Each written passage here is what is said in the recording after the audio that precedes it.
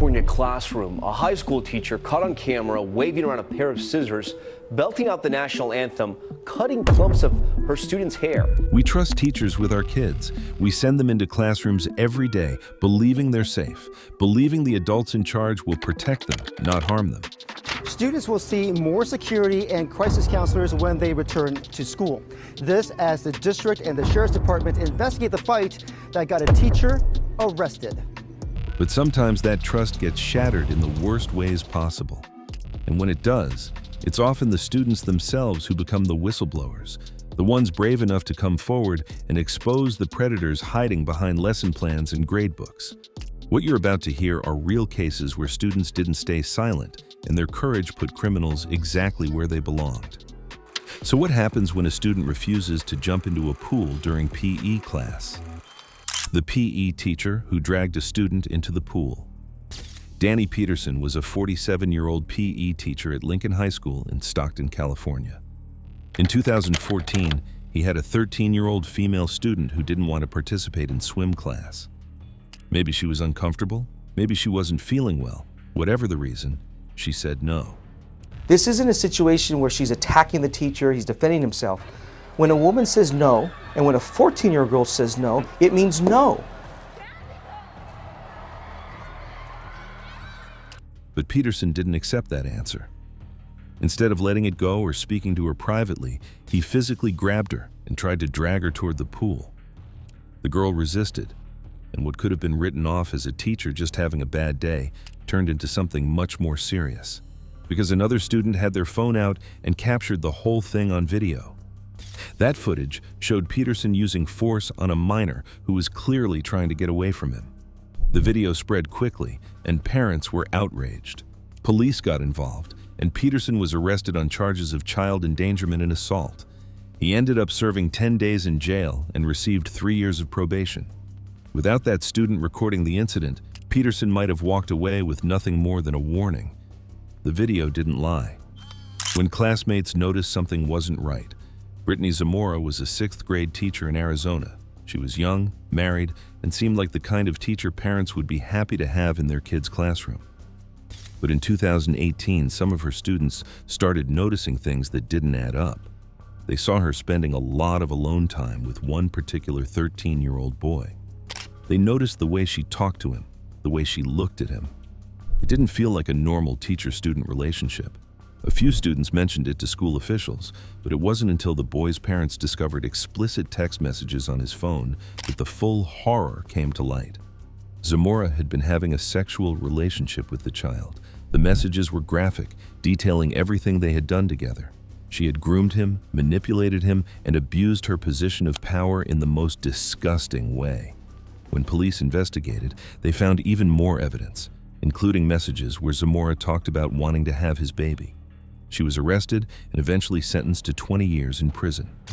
The students who first reported their suspicions didn't have all the facts, but they trusted their instincts. They knew something was wrong, and they spoke up. That initial report set the wheels in motion for a full investigation that saved that boy from further abuse. The music teacher fight caught on camera. Marston Riley was a 65-year-old music teacher at a Los Angeles high school. In 2018, he got into a physical altercation with a 14-year-old student. The story goes that the boy insulted Riley and then threw a basketball at him. Riley snapped. He charged at the kid, and the two ended up in a full-on fight in the middle of the classroom. Other students pulled out their phones and recorded the whole thing. The video went viral almost immediately. You could see Riley throwing punches, the student fighting back, desks getting knocked over. It was chaos. Police got involved because of the video evidence, and Riley was initially arrested. He claimed self-defense, saying the student attacked him first. After reviewing all the footage and witness statements, prosecutors decided not to pursue charges. Riley never served jail time, but the case only existed because students documented what happened. Without those videos, it would have been Riley's word against a teenager's, and we all know how that usually plays out. The viral video that broke international law. This one gets complicated. In Germany's Westerwald region, a 13-year-old girl recorded an intimate video of herself. Somehow, that video started circulating among students at her school.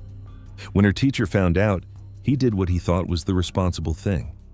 He downloaded the video from a student's phone so he could show it to the girl's mother and make her aware of what was happening.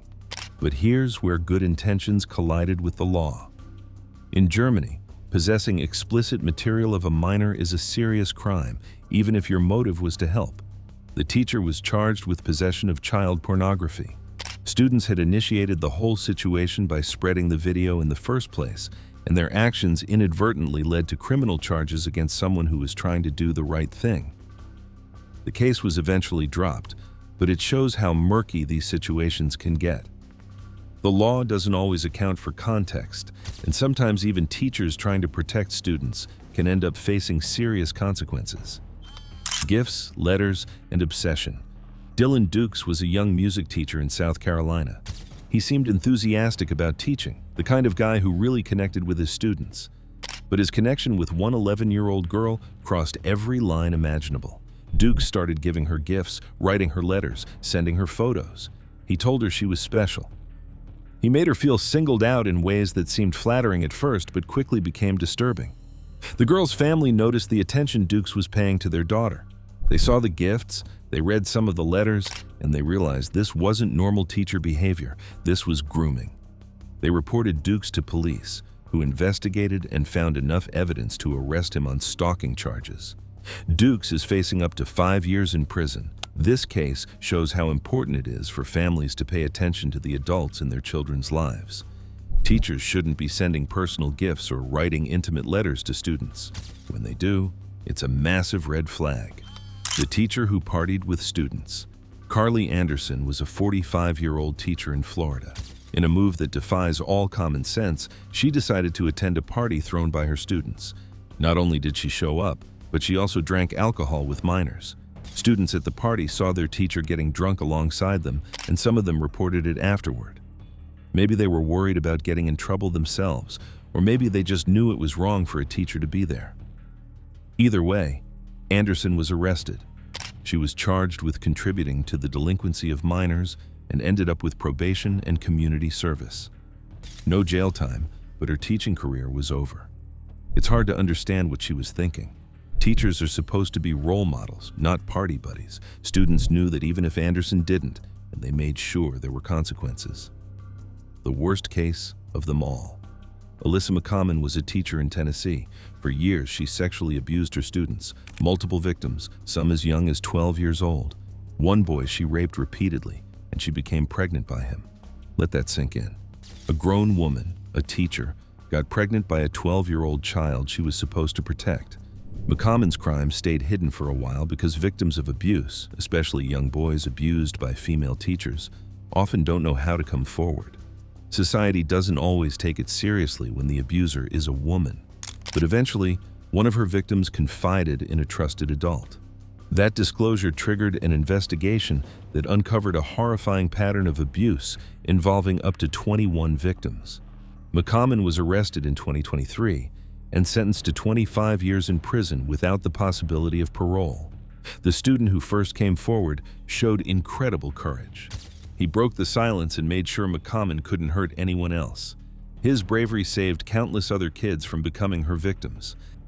Singing the national anthem while cutting hair. Margaret Gessinger was a 52-year-old chemistry teacher in Visalia, California. In what might be one of the strangest cases on this list, Gessinger forcibly cut a student's hair during class. While she was doing it, she sang the national anthem. What so proudly we hail! Yes, you read that right. A chemistry teacher attacked a student with scissors while singing the Star-Spangled Banner. After cutting one student's hair, she moved toward other students with the scissors, but they ran out of the classroom. Students immediately reported what happened, and some likely recorded it, or at least documented it through messages and social media. Gessinger was arrested and held on $100,000 bail.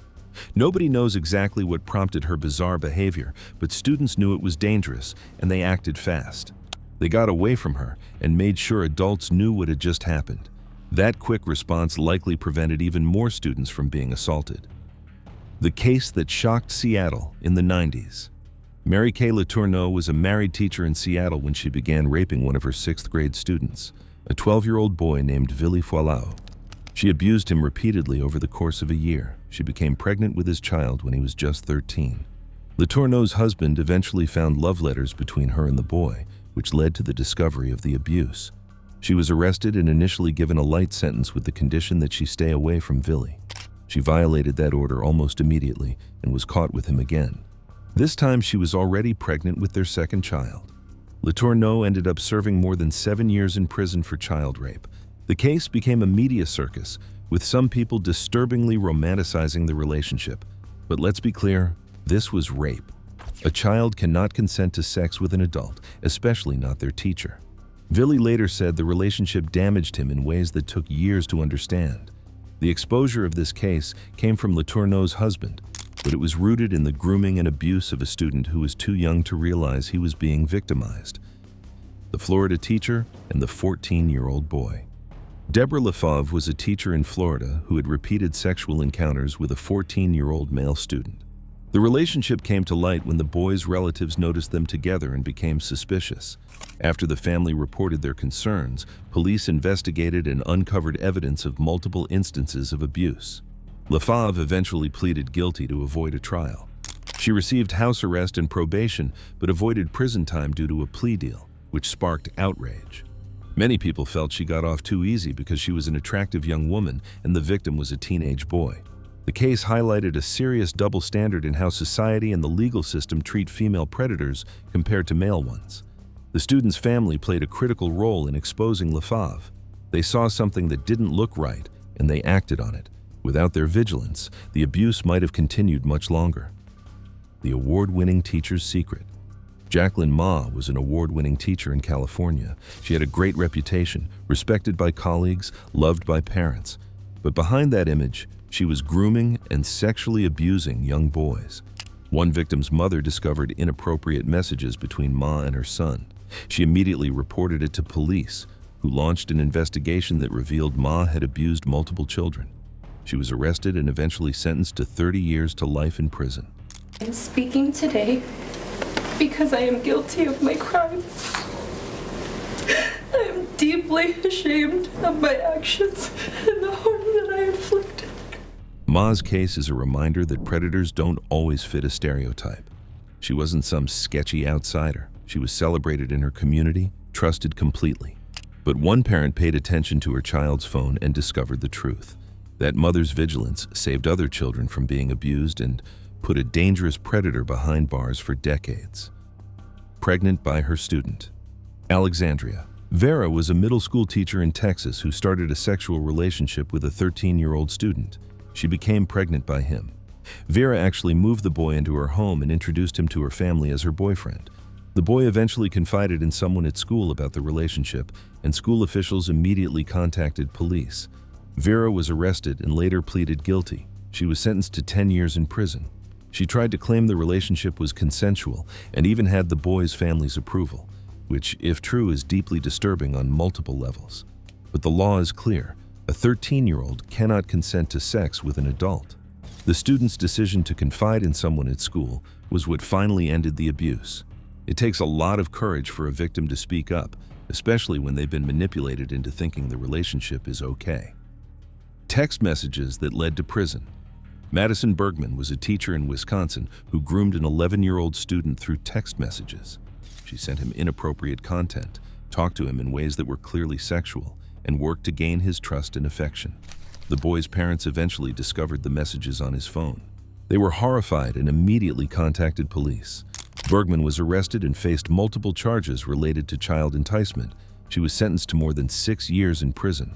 The parents' decision to monitor their child's phone quite literally saved him from further abuse.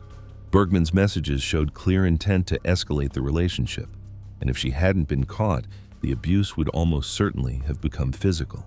This case highlights how technology has become both a tool for predators and a way to catch them. What makes students come forward? After hearing all these cases, you might be wondering what finally pushes students or their families to report a teacher. The answer isn't always simple. In some cases, it's peer observation. Students notice their teacher acting strangely with a classmate. They see favoritism, secrecy, physical touching that seems inappropriate. Sometimes they report it because they're worried about their friend. Other times, it's because they know something is just wrong, even if they can't put it into words. In other cases, it's parents who discover the abuse. They find text messages, gifts, letters. They notice their child acting differently, becoming secretive or emotionally distant. Digital evidence has become crucial. Phones capture videos of physical abuse. Text messages reveal grooming. Social media posts show teachers at parties with students. Technology has made it much harder for abusers to hide their actions. But perhaps the most important factor is the courage of the victims themselves. Coming forward about abuse, especially when the abuser is someone in a position of authority, is terrifying. Victims worry they won't be believed. They worry about retaliation. They've often been manipulated into thinking the abuse is their fault or that they wanted it. Breaking through that psychological control takes immense strength. The students in these cases who found the courage to speak up didn't just save themselves, they likely saved countless other potential victims. Every predator who gets caught is one less danger in a classroom. The legal aftermath and system response. The sentences in these cases vary wildly. Some predators get decades in prison, others get house arrest or probation. The disparity often depends on factors like the severity of the abuse, the number of victims, the state where the crime occurred, and unfortunately, sometimes the gender and appearance of the perpetrator. There's been a growing push for more consistent sentencing in teacher abuse cases. Mandatory reporting laws have also become stricter. Teachers, administrators, counselors, anyone who works with children is now legally required to report suspected abuse. Failing to do so can result in criminal charges. Schools have changed their protocols too. Many now require 2 adults to be present during one-on-one meetings with students. Teachers are advised against texting students on personal phones. Background checks have become more thorough, but rules and policies only go so far. Predators are skilled at finding loopholes and exploiting trust. The most important protection is still an environment where students feel safe speaking up. Schools need to listen when students report concerns, even if those concerns seem minor at first. Parents need to talk to their kids about what appropriate teacher behavior looks like. And students themselves need to know that if something feels wrong, it probably is, and they have every right to tell someone about it. The cases we've covered show that student voices matter. When they're heard and taken seriously, predators go to prison. When they're ignored or dismissed, abuse continues. These stories are hard to hear. They're disturbing, infuriating, and heartbreaking. But they're also stories of bravery, students who spoke up, who trusted their instincts, who refused to let predators hide behind their authority. These young people didn't just protect themselves, they protected every student who came after them. And that kind of courage deserves to be recognized.